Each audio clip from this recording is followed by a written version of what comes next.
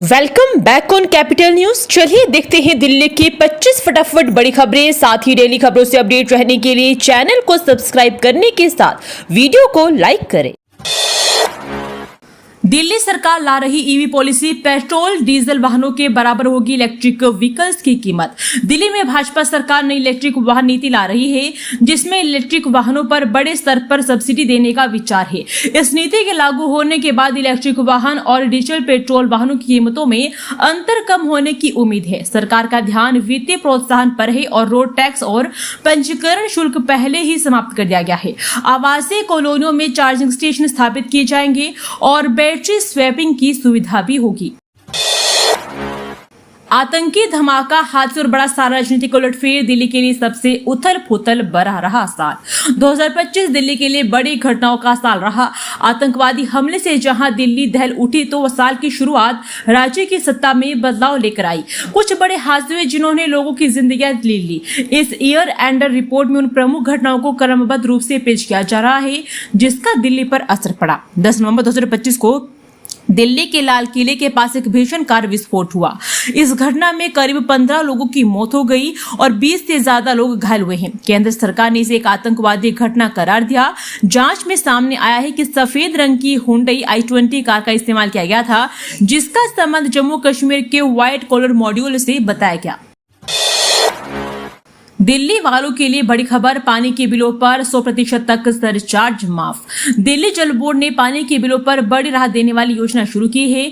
31 दिसंबर जनवरी 2026 तक बकाया बिल भरने पर लेट पेमेंट सरचार्ज पर 10% माफी मिलेगी। यह योजना घरेलू उपभोक्ताओं के लिए है, जिसमें लगभग 11,000 करोड़ रुपए के सरचार्ज माफ होंगे। 1 फरवरी से 31 मार्च 2026 के बीच बिल जमा करने पर 70% छूट मिलेगी। यह वन टाइम स्कीम है, जिसका लाभ ऑनलाइन या ऑफलाइन उठाया जा सकता है। दिल्ली में प्रदूषण के खिलाफ सरकार का एक्शन तेज, सिर्फ 3 दिन में पुलिस के काट डाले 12,200 चालान। दिल्ली के परिवहन मंत्री डॉक्टर पंकज कुमार सिंह ने वायु प्रदूषण से निपटने के लिए सरकार के प्रयासों की जानकारी दी। उन्होंने बताया कि सार्वजनिक परिवहन में इलेक्ट्रिक बसों की संख्या बढ़ाई जा रही है, जिसका लक्ष्य 2026 तक 7,000 से अधिक बसें करने का है। प्रदूषण नियंत्रण के लिए 12,200 चालान जारी किए गए और ग्रेप 4 के उल्लंघन में 446 चालान हुए। अस्पतालों में दवाओं का स्टॉक और डॉक्टरों की तैनाती सुनिश्चित की जा रही है। कोहरे की मार, 12 घंटे का सफर 72 घंटों में भी अधूरा। IGI एयरपोर्ट पर दाने दाने को तरसे यात्री। दिल्ली के इंदिरा गांधी अंतर्राष्ट्रीय हवाई एयरपोर्ट पर सफर करने वाले यात्रियों को सभी इंडिगो संकट से राहत भी नहीं मिली थी कि अब कोहरे ने इस पीड़ा को और बढ़ा दिया है। ऐसे यात्रियों में दुबई से अपने घर बिहार के सिवान जाने के लिए निकले 3 कामगार जीशान, मुन्ना और लाल मोहन भी है, जो पिछले 3 दिनों से हवाई अड्डों पर फंसे हुए हैं। जो सफर महज 12 घंटों में पूरा होना चाहिए था, वे 72 घंटे बीत जाने के बाद भी अधूरा ही है। दिल्ली में बढ़ती ठंड और कोहरे से रेल यातायात बेहाल। ट्रेनों की लेट लतीफी से प्लेटफॉर्म पर ठिठुरने को मजबूर यात्री। घने कोहरे और बढ़ते प्रदूषण ने रेल यातायात व्यवस्था को बुरी तरह प्रभावित कर दिया है। नई दिल्ली और पुरानी दिल्ली रेलवे स्टेशन पर ट्रेनों के विलंब और रद्द होने से यात्रियों को भारी परेशानी का सामना करना पड़ रहा है। सर्द मौसम में घंटों तक प्लेटफॉर्म पर इंतजार करना यात्रियों के लिए मुश्किल भरा साबित हो रहा है। कोहरे में दृश्यता कम होने से कई ट्रेनें घंटों की देरी से स्टेशन पहुंच रही है, जबकि कुछ ट्रेनों को रद्द भी करना पड़ा है। इससे स्टेशन पर भीड़ बढ़ गई है और यात्रियों की प्रतीक्षा अवधि भी लंबी हो गई है। समय पर सूचना न मिलने से यात्रियों ने नाराजगी भी देखी जा रही। दिल्ली में बढ़ते प्रदूषण के बीच एजेंसियों की लापरवाही उजागर। DPCCB CPCB की बोर्ड बैठ के समय तक नहीं। राजधानी की वायु गुणवत्ता लगातार बहुत खराब से गंभीर श्रेणी में चल रही है। दिल्ली और केंद्र के पर्यावरण मंत्री खुद मोर्चा संभाले हैं, लेकिन जिम्मेदार एजेंसियां दिल्ली प्रदूषण नियंत्रण समिति व केंद्रीय प्रदूषण नियंत्रण बोर्ड पूरी तरह बेपरवाह बनी है। CPCB ने तो 2 बार 19 नवंबर 19 दिसंबर को बैठक प्रस्तावित कर स्थगित कर दी। इससे इन एजेंसियों की कार्यप्रणाली पर सवालिया निशान न लगना लाजिमी है। दिल्ली में मल्चिंग तकनीक से प्रदूषण पर नियंत्रण की तैयारी तेज। धूल और PM 2.5 की मात्रा होगी कम। राजधानी दिल्ली में प्रदूषण का स्तर स्वास्थ्य संबंधी चिंताओं को बढ़ाता जा रहा है। सड़कों पर धूल मिट्टी की बड़ी वजह डिवाइडर से लेकर किनारों पर गार्डनिंग है। क्योरियो की मिट्टी सूखने पर तेज रफ्तार वाहनों के चलने से धूल यहीं से उड़कर सड़कों पर फैलती है। लगातार वाहन चलने पर धूल के बारीक कण हवा और वाहनों के धुएं में घुलकर घातक बनते जा रहे हैं। मल्चिंग तकनीक से हवा में धूल के कणों को फैलने से काफी हद तक रोका जा सकता है। इस तकनीक में छटाई के बाद पेड़ों के अवशेष के बारीक करके मिट्टी की सतह बिछा दिया जाता है। यह नमी को लाख करके मिट्टी को सूखने और धूल बनकर उड़ने से रोकता है। इससे न केवल प्रदूषण का स्तर कम होगा बल्कि छटाई के बाद बचे पेड़ों के अवशेष का सुविधाजनक तरीके से निस्तारण भी किया जा सकेगा। अरावली को लेकर ऐसी काया के आदेश, जिसे लेकर सड़कों पर उतरे लोग सोशल मीडिया पर ट्रेंड कर रहा #SaveAravali। सुप्रीम कोर्ट के फैसले के बाद अरावली पहाड़ियों को लेकर बहस छिड़ गई है। फैसले में कहा गया है कि 100 मीटर से कम ऊंचाई वाली पहाड़ियों को अपने आप जंगल नहीं माना जाएगा। पर्यावरणविदों को डर है कि इससे अरावली की सुरक्षा कमजोर हो सकती है। कोर्ट के अनुसार भूमि को वन घोषित करने का निर्णय राजस्व रिकॉर्ड और भौतिक स्थिति के आधार पर होगा, न कि सिर्फ ऊंचाई के आधार पर। धूल मलबा कचरा जलाने वालों पर शिकंजा, दिल्ली सरकार ने जिला समितियों को दिए सख्ती के निर्देश। दिल्ली सरकार ने प्रदूषण की समस्या को देखते हुए जिला समितियों को सख्त कार्रवाई करने का निर्देश दिया है। इन समितियों की अध्यक्षता जिला मजिस्ट्रेट, पुलिस उपायुक्त और नगर निगम के उपायुक्त करते हैं। सरकार ने समितियों से प्रदूषण को नियंत्रित करने के लिए निगरानी और कार्रवाई पर अधिक ध्यान देने को कहा है। सरकार दिल्ली में प्रदूषण की स्थिति को सुधारना चाहती है। आग से बर्बाद हुए कारीगरों पर दोहरा झटका, दिल्ली हाट में रिजर्व प्राइस दोगुना, नीलामी का बहिष्कार। दिल्ली हॉट INA मार्केट में अप्रैल में आग से हुए नुकसान से जूझ रहे कारीगर दिल्ली टूरिज्म कॉर्पोरेशन द्वारा नीलामी फीस दोगुनी करने से नाराज है। दुकानदारों ने नीलामी प्रक्रिया में भाग लेने से इनकार कर दिया है, क्योंकि आग में सामान जलने के बाद वे पहले से ही आर्थिक तंगी का सामना कर रहे हैं। वे दिल्ली टूरिज्म कॉर्पोरेशन पर इंश्योरेंस क्लेम प्रोसेस में लापरवाही का आरोप लगा रहे हैं। दिल्ली में छाई स्मोक की मोटी चादर, 100 से ज्यादा फ्लाइट्स कैंसिल और 600 उड़ानें हुई लेट। राजधानी दिल्ली में घने कोहरे और स्मोक की मोटी चादर छाई हुई है, जिससे विजिबिलिटी कम हो गई है। दिल्ली के IGI एयरपोर्ट पर इसका असर उड़ानों में देखने को मिला है। विजिबिलिटी घटने से 104 उड़ानों को रद्द करना पड़ा, जिसमें 64 प्रस्थान और 40 आगमन की फ्लाइट्स शामिल है। इसके अलावा करीब 600 उड़ानों ने निर्धारित समय में देरी से उड़ान भरी और सुबह तक 4 उड़ानों को डाइवर्ट किया गया है। कोहरे से सुबह के घंटों में उड़ानों पर सबसे ज्यादा असर पड़ा है। दिल्ली शहर में त्योहारों से पहले क्लब पब पर शिकंजा, सैकड़ों को नोटिस और कई सील। दिल्ली फायर सर्विस ने नए साल और त्योहारों के मौसम में सुरक्षा सुनिश्चित करने के लिए राजधानी के क्लबों, होटलों और रेस्टोरेंट में आग से सुरक्षा के इंतजामों की जांच के लिए एक विशेष अभियान शुरू किया है। 10 से 29 दिसंबर के बीच 97 प्रतिष्ठानों का निरीक्षण किया गया, जिनमें से 31 आग से सुरक्षा मानकों का पालन नहीं कर रहे थे। गंभीर कमियां मिलने पर 9 क्लब और रेस्टोरेंट को बंद करने का आदेश दिया गया है। संजय कपूर की 30,000 करोड़ की वसीयत पर नया मोड़, प्रिया कपूर ने किया फॉरेंसिक जांच का विरोध।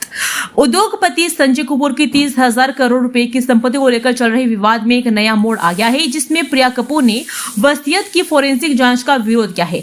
दिल्ली हाई कोर्ट ने जॉइंट रजिस्ट्रार गगनदीप जिंदल के सामने संजय कपूर की पत्नी प्रिया कपूर ने संजय कपूर की संपत्ति से जुड़ी वसीयत की फॉरेंसिक जांच की एक्ट्रेस करिश्मा कपूर के बच्चों की मांग पर आपत्ति जताई। अब कोर्ट इस मामले की सुनवाई 20 जनवरी को करेगा। करिश्मा कपूर के बच्चों ने फॉरेंसिक जांच की अपील करते हुए कहा कि दस्तावेज की प्रामाणिकता साबित करने के लिए वैज्ञानिक सत्यापन जरूरी है। यह दस्तावेज संजय कपूर की अपनी निजी संपत्ति और सोना कमोस्टर ग्रुप पर नियंत्रण के दावे का आधार है। बताई गई संपत्ति की कीमत 30,000 करोड़ रुपए से ज्यादा है। वसीयत की एग्जीक्यूटर नामित श्रद्धा सूरी मारवाह के विरोधाभासी अभियानों से चिंताएं और बढ़ गई है। डीओ के कमला नेहरू कॉलेज की परीक्षा में अव्यवस्था, 15 मिनट देर से शुरू हुआ पेपर, छात्राएं हुई परेशान। दिल्ली विश्वविद्यालय के कमला नेहरू कॉलेज में आयोजित परीक्षा के दौरान गंभीर प्रशासनिक अव्यवस्था सामने आई, जिससे छात्राओं को भारी परेशानी का सामना करना पड़ा। परीक्षा जैसे संवेदनशील और दबावपूर्ण माहौल में कॉलेज प्रशासन की लापरवाही ने विद्यार्थियों के प्रदर्शन को सीधे प्रभावित किया है। छात्राओं का आरोप है कि परीक्षा के दिन सीट आवंटन को लेकर भारी भ्रम की स्थिति रही। उन्हें बार बार एक कक्ष से दूसरे कक्ष में भेजा गया, जिससे अवस्था फैल गई। इस कारण परीक्षा लगभग 15 मिनट देरी से शुरू हुई, लेकिन इसके बावजूद छात्राओं को अतिरिक्त समय नहीं दिया गया। परीक्षा कक्ष के भीतर भी हालात संतोषजनक नहीं रहे। बदरपुर एमसीडी टोल पर रोजाना लग रहा 15 से 20 मिनट जाम, ट्रैफिक बढ़ा रहा प्रदूषण, वाहन चालक चाहते अस्थायी हटाओ। बदरपुर बॉर्डर के एमसीडी होटल पर मथुरा रोड से दिल्ली की तरफ आने वाले वाहन चालक रोजाना 15 से 20 मिनट तक रोज फंसे रहते हैं। यहाँ यह हालात तो तब है जबकि यहाँ RFID तकनीक से टोल वसूली होती है। ट्रैफिक जाम प्रदूषण का बड़ा कारण माना जा रहा है। नतीजतन यह टोल नाका न केवल लोगों के लिए जाम का सबब बन रहा है जब बल्कि प्रदूषण की समस्या को बढ़ा रहा है। बता दें, बीते बुधवार को सुप्रीम कोर्ट ने स्वतः संज्ञान लेते हुए दिल्ली सरकार को सुझाव दिया था कि दिल्ली बॉर्डर के प्रमुख कुछ एमसीडी टोल जो भीषण जाम और प्रदूषण का कारण बन रहे हैं उन्हें अस्थायी तौर पर हटाया जाए। लेफ्टिनेंट कर्नल 3 लाख रुपए रिश्वत लेने के आरोप में गिरफ्तार, सीबीआई करेगी पूछताछ, हो सकते हैं बड़े खुलासे। सीबीआई ने शनिवार को रक्षा मंत्रालय के अंतर्गत रक्षा उत्पादन विभाग में तैनात लेफ्टिनेंट कर्नल दीपक कुमार शर्मा को बेंगलुरु स्थित एक कंपनी से 3 लाख रुपए रिश्वत लेने के आरोप में गिरफ्तार किया। एजेंसी ने दिल्ली स्थित उसके आवास से 2.23 करोड़ रुपए नकद और 3 लाख रुपए रिश्वत की रकम जब्त की, जबकि श्री गंगानगर स्थित उसकी पत्नी के आवास को 10 लाख रुपए बरामद किए। बांग्लादेश में हिंदू पर बढ़ती हिंसा के विरोध में बीबीपी ने जेएनयू में किया प्रदर्शन, फूंका इस्लामिक कट्टरता का पुतला। बांग्लादेश में हिंदू समुदाय के विरुद्ध बढ़ती हिंसा और अत्याचार की घटनाओं के विरोध में अखिल भारतीय विद्यार्थी परिषद की जेएनयू इकाई ने शनिवार को प्रदर्शन किया। जेएनयू परिसर में आयोजित इस विरोध प्रदर्शन के दौरान एबीवीपी कार्यकर्ताओं ने उग्र इस्लामिक कट्टरता के प्रतीकात्मक पुतले का दहन कर आक्रोश जताया। एबीवीपी ने आरोप लगाया कि बांग्लादेश में कट्टरपंथी तत्वों द्वारा लगातार हिंदू को निशाना बनाया जा रहा है। हाल ही में मयमनसिंह जिले के भालुका उपजिला में दीपू चंद्र दास नामक युवक की निरंश हत्या की घटना ने मानवता को झकझोर कर रख दिया है। दिल्ली एनसीआर में शीतलहर के बीच जहरीली हवा का कहर, आईएमडी ने जारी किया अलर्ट, बाहर निकलते समय रहे सावधान। उत्तर भारत में मौसम ने एक बार फिर करवट बदली है। दिल्ली समेत पूरे एनसीआर में ठंड, घना कोहरा और खतरनाक स्तर पर पहुंचा वायु प्रदूषण आम लोगों की मुश्किलें बढ़ा रहा है। शनिवार को राजधानी और आसपास के इलाकों में शीतलहर का साफ असर देखने को मिला। दिन भर सूरज बादलों में छिपा रहा, ठंडी हवाओं के साथ स्मॉग छाया रहा, जिससे दृश्यता काफी कम हो गई। दिल्ली में 2 दिवसीय वार्षिक गुलाब प्रदर्शनी का शुभारंभ, 1250 गुलाबों की खुशबू से महका प्रदर्शनी स्थल। दिल्ली में कड़ाके की ठंड शुरू हो गई है। ऐसे में शांत हरे भरे माहौल में मनमोहक रंगों तथा खुशबू वाले गुलाबों के संसार में डूबने का मौका मिले तो बात ही क्या। चाणक्यपुरी स्थित इंडिया अफ्रीका फेडरेशिप रोज गार्डन में 2 दिवसीय वार्षिक गुलाब प्रदर्शनी का शुभारंभ हो गया है, जिसमें देश भर से 200 से अधिक प्रतिभागी और संस्थान के 70 से ज्यादा किस्म के गुलाब 1250 रूपों में प्रदर्शित किए गए हैं, जिसमें स्टैंडर्ड, फ्लोरिबुंडा और मिनिएचर किस्मों सहित अलग अलग वर्ग में गमले में उगाए गए गुलाब दिखाए गए हैं। ये गुलाबी लाल, पीले, नारंगी, नीले, काले, हरे, गुफानी, 2 रंग, धारीदार और ब्लेंडेड खुशबूदार है। इसी तरह कटे हुए फूल, प्लांटर, कलात्मक गुलदस्ते, बटन होल, माला, गजरे और वैल्यू एडिड गुलाब उत्पाद भी लोगों को लुभा रहे हैं। खास आकर्षणों के ग्रीन हाउस में उगाए गए गुलाब और बिना मिट्टी के गुलाब की खेती विशेष है।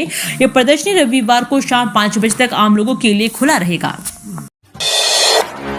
दिल्ली में प्रदूषण नियंत्रण पर परिवहन मंत्री का ऐलान, अगले साल तक बेड़े में शामिल होगी 7000 इलेक्ट्रिक बसें। परिवहन मंत्री डॉक्टर पंकज कुमार सिंह ने शनिवार को सरकार में वायु प्रदूषण से निपटने के लिए बहुआयामी और सामूहिक प्रयास के बारे में विस्तार से बताया। डॉक्टर सिंह ने दिल्ली के कुल प्रदूषण में परिवहन क्षेत्र की हिस्सेदारी लगभग 20 से 25% बताते हुए इसे दूर करने के लिए सार्वजनिक परिवहन में पर्याप्त ई बसों पर जोर दिया। मंत्री ने कहा कि हमारी सरकार के पहले के चलते पब्लिक ट्रांसपोर्ट में ईवी मोबिलिटी में तेजी आई है। सिर्फ यही नहीं, हमने दिल्ली परिवहन निगम के बेड़े में अब तक 3518 इलेक्ट्रिक बसों को शामिल किया है। कहा कि हमारा लक्ष्य अगले साल मार्च तक इलेक्ट्रिक बसों की संख्या बढ़कर 5000 से ज्यादा और नवंबर 2026 तक इलेक्ट्रिक बसों की संख्या को बढ़ाकर 7000 से ज्यादा करने का है। दिल्ली के स्कूलों में अतिथि शिक्षकों की रोजाना हाजिरी जरूरी, शिक्षा निदेशालय ने जारी किया आदेश। राजधानी के सरकारी स्कूलों में कार्यरत अतिथि शिक्षकों की उपस्थिति दर्ज न किए जाने की शिकायतों पर कार्रवाई करते हुए शिक्षा निदेशालय ने सभी स्कूलों को रोजाना हाजिरी लगाना अनिवार्य कर दिया है। शिक्षा निदेशालय ने कहा कि कई स्कूल नियमित रूप से अतिथि शिक्षकों की उपस्थिति दर्ज नहीं कर रहे हैं, जिससे रिकॉर्ड गड़बड़ा रहा है और वेतन जारी करने, तैनाती और निगरानी में दिक्कतें आ रही है। निदेशालय ने आदेश जारी कर स्पष्ट किया है कि निर्धारित सिस्टम के अनुसार रोजाना उपस्थिति दर्ज करना अनिवार्य है ताकि रिकॉर्ड सही रहे, शिक्षकों को समय पर वेतन मिले और जवाबदेही सुनिश्चित हो सके। निदेशालय ने सही जिला व जोन शिक्षा निदेशकों व स्कूलों को इसे तत्काल लागू करने के निर्देश दिए। सर्दियों में ज्यादा गर्म पानी से नहाने वाले हो जाएं सावधान, सेहत पर पड़ेगा भारी, क्या कहते हैं डॉक्टर। सर्दी बढ़ते ही शरीर की रोग प्रतिरोधक क्षमता कमजोर होने लगती है। विशेषज्ञों के अनुसार इस मौसम में सर्दी, खांसी, वायरल संक्रमण, सांस संबंधी परेशानी, जोड़ों का दर्द और त्वचा की समस्याएं तेजी से बढ़ती है। सर्दी बढ़ने पर सामान्य व्यक्ति के शरीर पर इसका असर कई तरह से पड़ता है। BLK मैक्स अस्पताल सुपर स्पेशलिस्ट अस्पताल के डायबिटीज, ओबेसिटी व एंड्रोक्राइनोलॉजी विभाग के वरिष्ठ निदेशक डॉक्टर AK झिंगर ने मधुमेह से पीड़ित मरीजों को इस मौसम में ज्यादा गर्म से नहीं नहाने की सलाह दी है। उनकी चेतावनी है कि ऐसा करना उनके लिए घातक हो सकता है। उनका कहना है कि ऐसे में सतर्कता और सही देखभाल बेहद जरूरी हो जाती है। उन्होंने बढ़ते वायु प्रदूषण के बीच दिल्ली की ठंड में होने वाली आम दिक्कतों और उनके बचाव के लिए सरल उपाय अपनाने की सलाह दी है। मोदी मिल सावित्री सिनेमा फ्लाईओवर विस्तार योजना की जगी उम्मीदें, दिल्ली सरकार से मांगी वित्तीय अनुमति। वर्षों से लंबित मोदी मिल सावित्री सिनेमा फ्लाईओवर विस्तार योजना की उम्मीद अब जग गई है। लोक निर्माण विभाग ने इस योजना के लिए दिल्ली सरकार से वित्तीय अनुमति मांगी है। विभाग ने फाइल दिल्ली सरकार के पास भेजी है। अगले सप्ताह तक इस योजना को सरकार मंजूरी दे सकती है। अनुमति मिलने के बाद विभाग इस परियोजना के लिए टेंडर जारी कर आगे की प्रक्रिया पूरी करेगा। माना जा रहा है कि अगले 6 माह में परियोजना पर काम शुरू हो सकेगा। दक्षिणी दिल्ली में ये 2 स्थान यातायात जाम को लेकर बदनाम है, मगर अब इन दोनों स्थानों में शामिल सावित्री सिनेमा और कालकाजी में यातायात सुगम होगा। दोस्तों, वीडियो पसंद आया तो वीडियो को लाइक एवं चैनल को सब्सक्राइब कीजिए और कमेंट करके बताइए कि आप दिल्ली के किस जगह से इस वीडियो को देख रहे हैं। जय हिंद, वंदे मातरम।